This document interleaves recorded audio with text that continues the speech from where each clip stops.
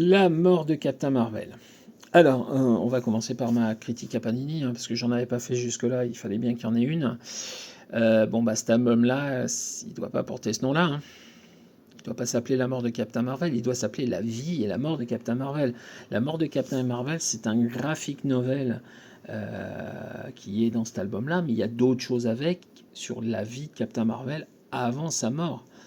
Donc ça devrait être La vie et la mort de Captain Marvel, et pas juste La mort de Captain Marvel. Pour le reste,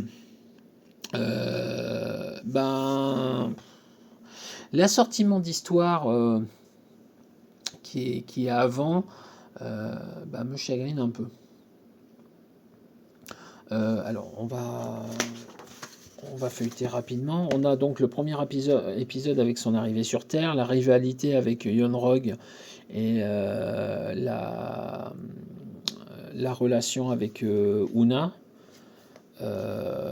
Et puis après, on enchaîne avec un combat avec la Sentinelle qui a son intérêt, puisque là, c'est là qu'il s'insère dans, dans le programme qui va lui permettre d'avoir une couverture avec la mort d'un personnage qui va remplacer. Voilà. Première apparition de Carole Danvers. Donc là, à la limite, ça me pose aucun souci. La suite du combat contre la Sentinelle Kree. Alors c'est Sentinelle Kree, c'est pas Sentinelle, les robots adversaires des X-Men. C'est bien la Sentinelle Kree, celle qu'on a pu voir dans les années 60 dans la série des 4 Fantastiques. On saute après sur l'épisode peut-être le plus important de l'album en dehors du graphic novel, donc c'est le 34 de la série régulière, celui où effectivement il affronte Nitro et est confronté au gaz qui au final va le tuer. Voilà.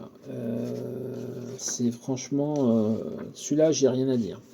Mon problème, c'est pour le reste, puisque là, on va se retrouver sur des moments avec un combat contre Isaac. Alors ça, c'est des épisodes qui sont parus dans Strange dans les années 70, je crois, 70-80. Ok. Je comprends pas pourquoi ils sont là. Je les trouve pas essentiels.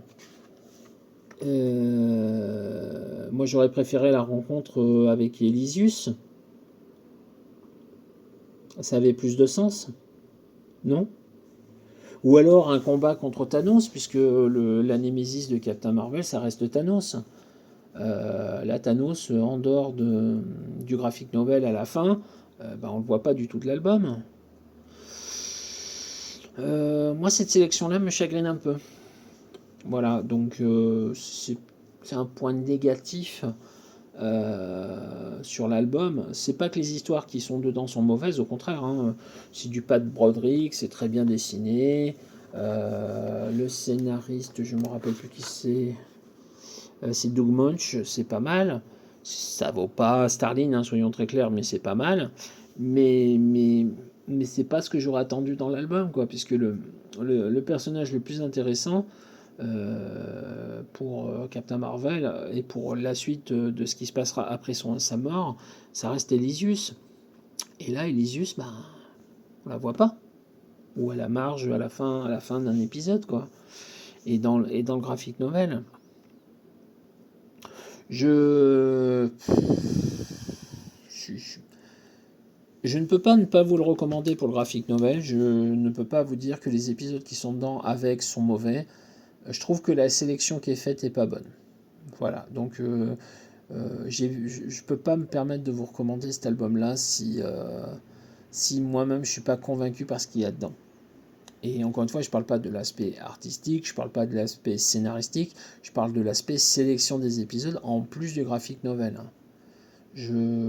Voilà, j'aurais préféré la confrontation avec Elysius qui va aboutir à l'histoire d'amour, ou j'aurais préféré une apparition de Thanos. Là, Thanos, on le voit pas. Voilà. Donc, ça sera tout pour ce matin pour les vidéos comics que je vais rajouter donc au restant de la fournée qui a été faite en début de mois mais pas encore publiée. Et puis à très bientôt, puisqu'on va approcher de la fin du mois, et je pense que bientôt j'irai acheter des comics chez mon libraire préféré et chéri. À très vite, bye.